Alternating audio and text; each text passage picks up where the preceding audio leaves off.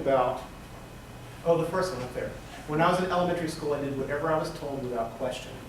So I thought that was a very important point for somebody to make. And I brought in my own story. And I think there are times when it's appropriate to bring in a personal story, a personal anecdote. And I tell this, and I've told this in class many times. In 1964, when I was 3, in Norfolk, Virginia, my mom and I were getting on a bus. While she stopped to pay, I saw that long aisle to the back and started running to the back of the bus. My mom yells out, "David, don't go back there, that's where the Negroes sit." So if I knew what I know now, I would have yelled back, "Yeah, and your point is." But I was 3. Think of the messages that statement sends to a 3-year-old. They are different, we shouldn't be with them, we have to be separate. Subtle messages, but distinct messages. I can be objective now and consider the context. A white, Southern, and yes, racist woman in the South in the early 60s. But words have power. This is the one thing I want all my students to take away from the class, that words have power. And it took a long time through experience in education to shake off those errant messages. So, it's something like this, where, I might say this in a classroom, and some people might not be paying attention to me. But when they read it, the message becomes rather powerful. So, there are times when I find it's really appropriate for me to be part of the conversation as well. I don't know if the last time I checked, nobody had responded to that particular message. I don't know if anybody has.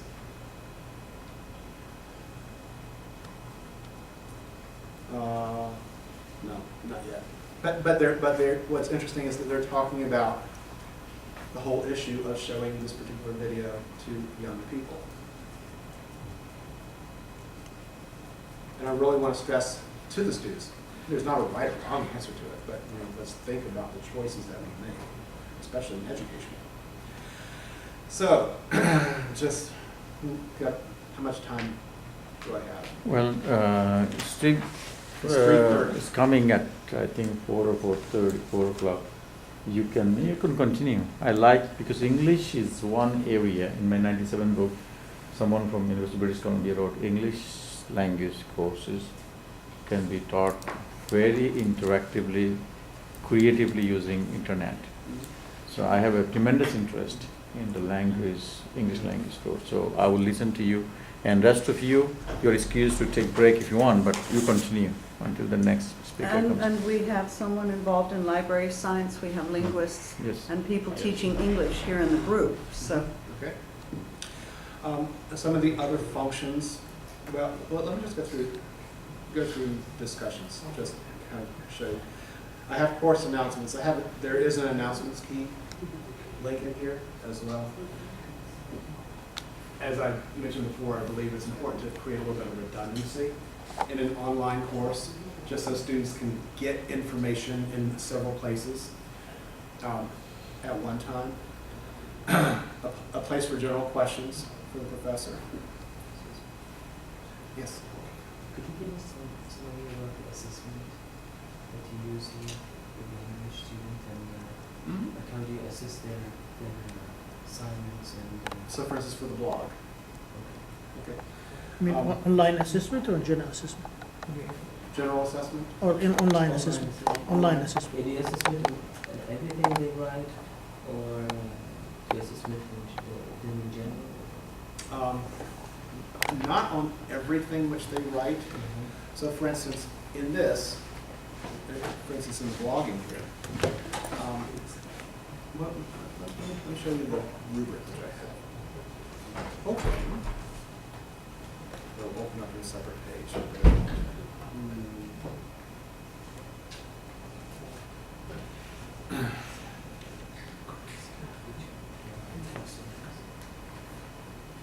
Okay, for instance, for blogging, so each week we do this is worth 5% of your grade for a total of 10%. So how do you keep counting the requirements? What I can do is I can download the information and sort it. I think so I can see how many times somebody posted it and when they posted it as well.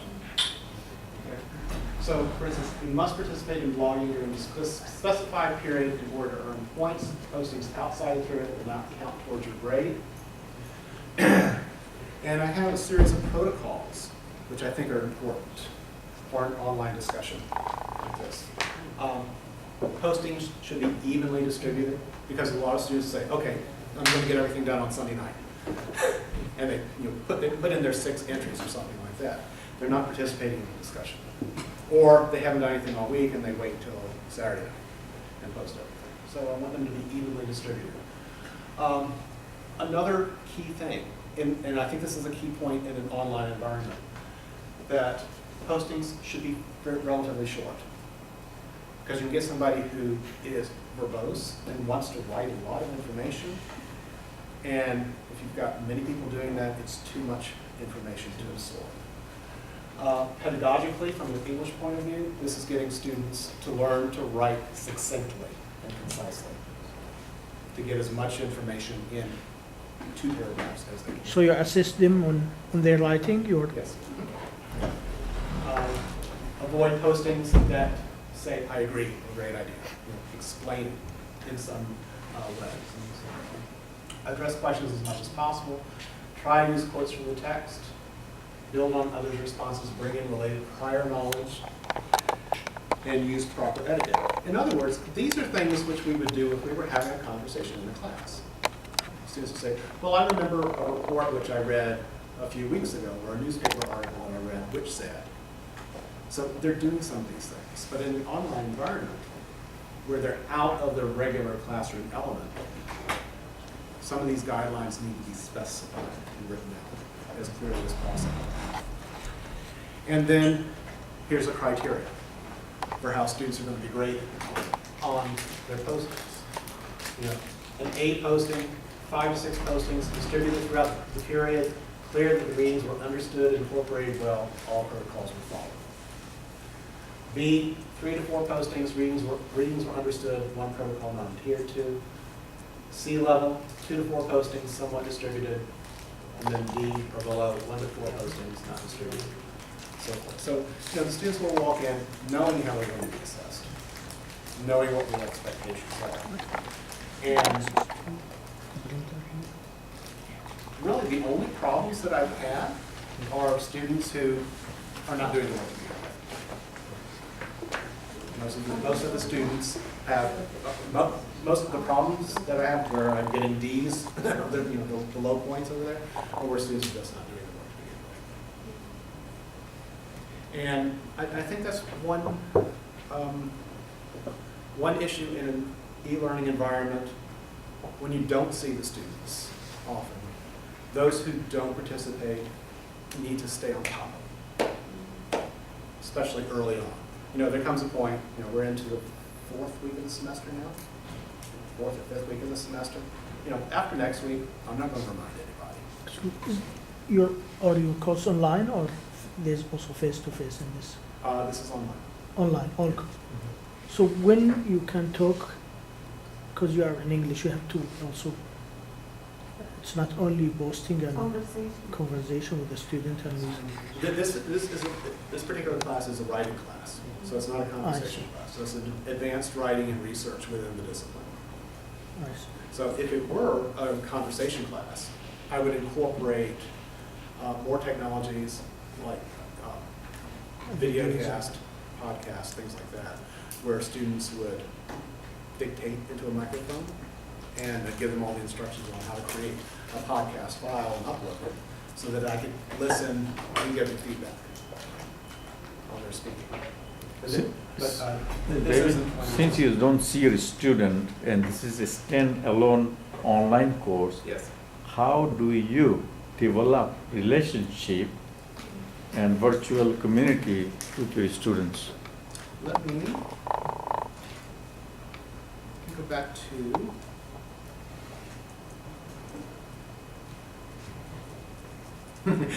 I'll show you in the bad version what we did.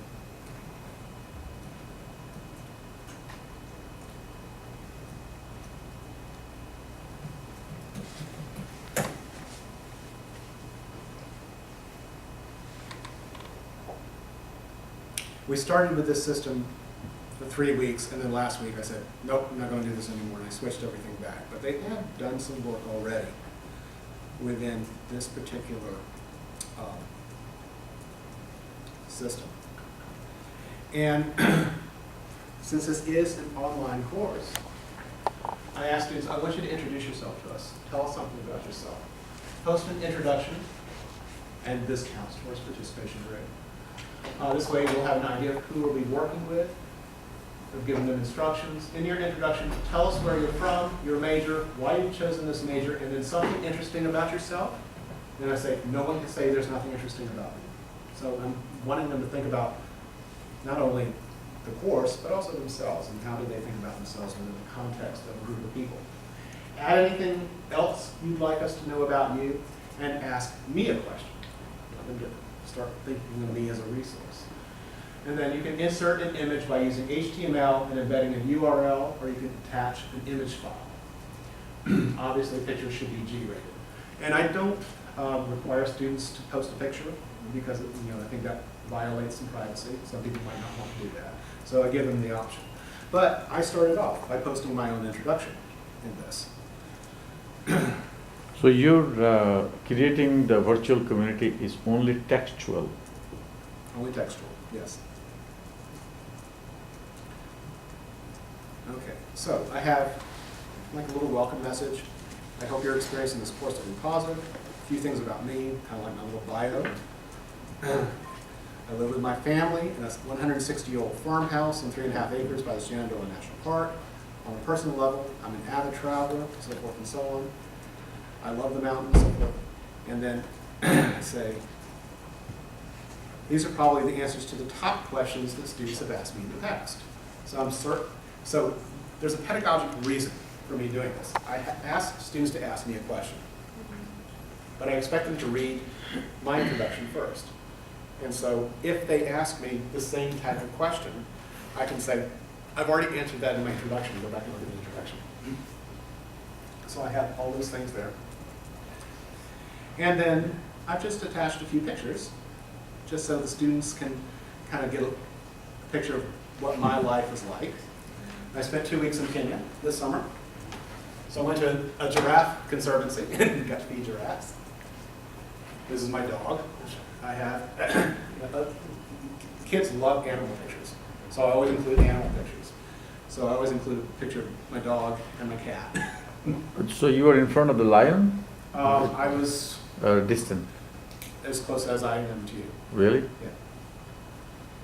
Yeah. I particularly liked this shot because, oops, of the angle of the lion. Usually you don't get a lion at that particular angle. The lion saw you, really? Yeah. Real? Oh, yeah. And you didn't get tempted? No, because it's You ran? They're used to tourists. it's not like Well, yeah, if it is, I was in a Land Cruiser, so Oh, I see. I wasn't out there in the food chain. So, This is in Kenya or? in Kenya, yes. Yeah. And then this other, I try to put an arty picture in there. There's a sunset over the side plains with an ostrich walking across the horizon. So, this is something which they can talk about if they want to ask me a question. Oh, I see you have a dog. How many animals do you have? Something like that. So that kind of starts to create community. And then when they post their introduction, it's public for the class to see. And they can, exchange information back and forth. So community starts to be developed from the first day onward. But you do allow them to share a photo or pictures they have taken with the discussion? Yes. Yeah. For example, let's see.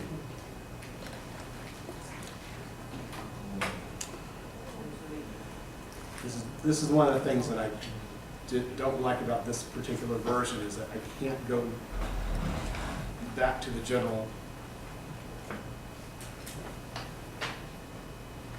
discussion forum. Somebody else who, no. Okay. This doesn't easily tell me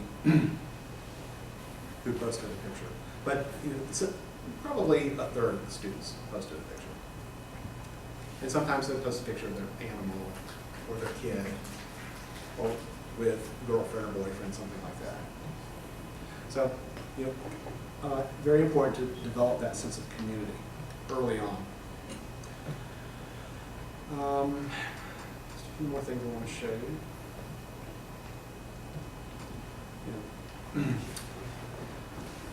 I have all my assignments for the course listed in here, but as you can see, some of them are hidden.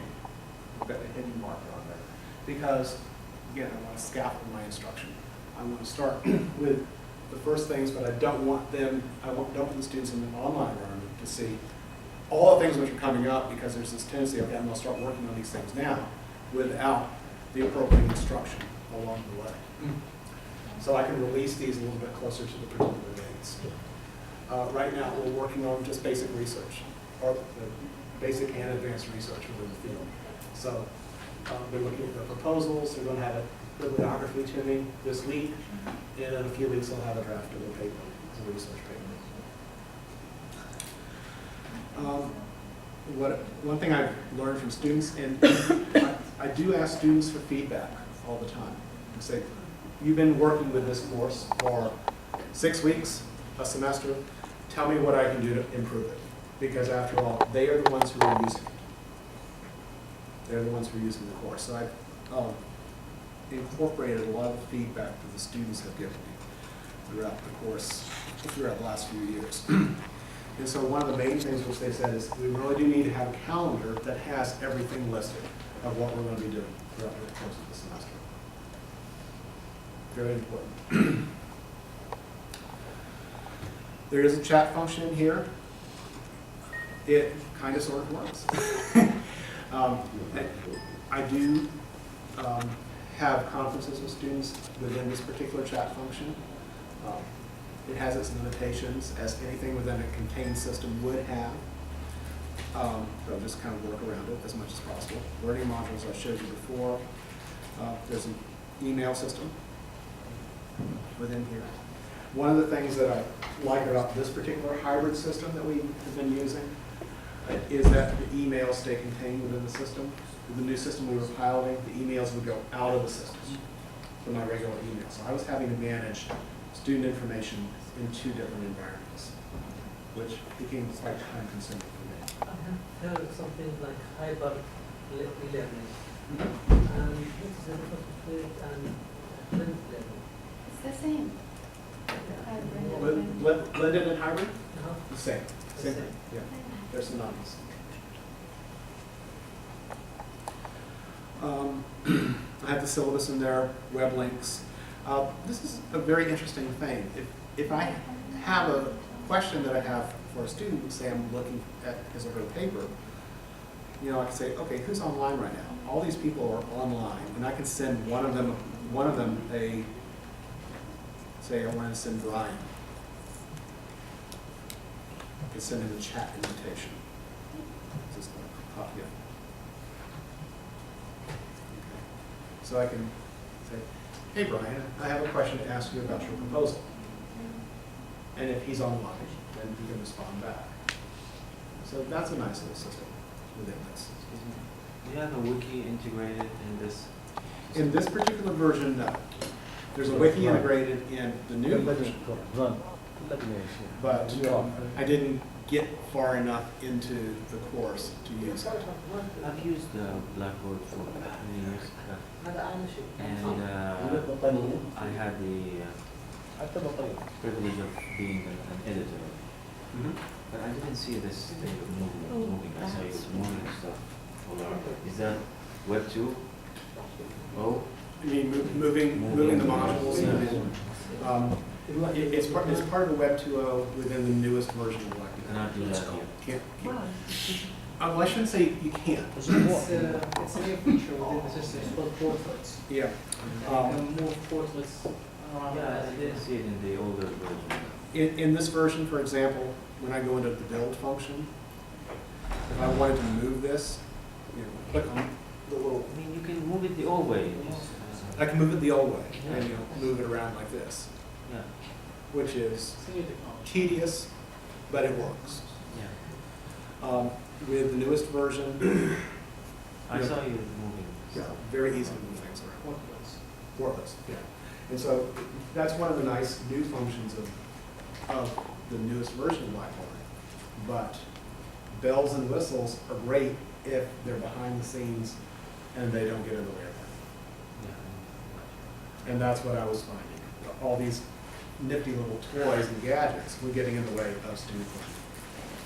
So that's why I went through and said, okay, we need to go back and take a look at this and think about it from a student and instructor perspective as well.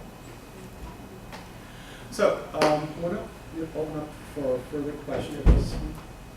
Because it's, what time is it now? 3:50. I need to be out here more. Yes. For the final exams, and like final test and written test, do you have like a auto grading system, like a choose A, B, C for you? There are functions within both WebCT hybrid versions and Blackboard functions where you can have a test and have an assessment in there. Since I'm working with writing all the time, you know, it's much more subjective assessment.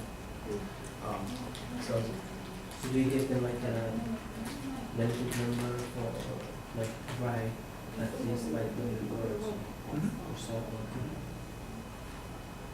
there have been cases, you know, like I'll have a few small quizzes along the way for things like grammar mechanics or citation style. Is my next question.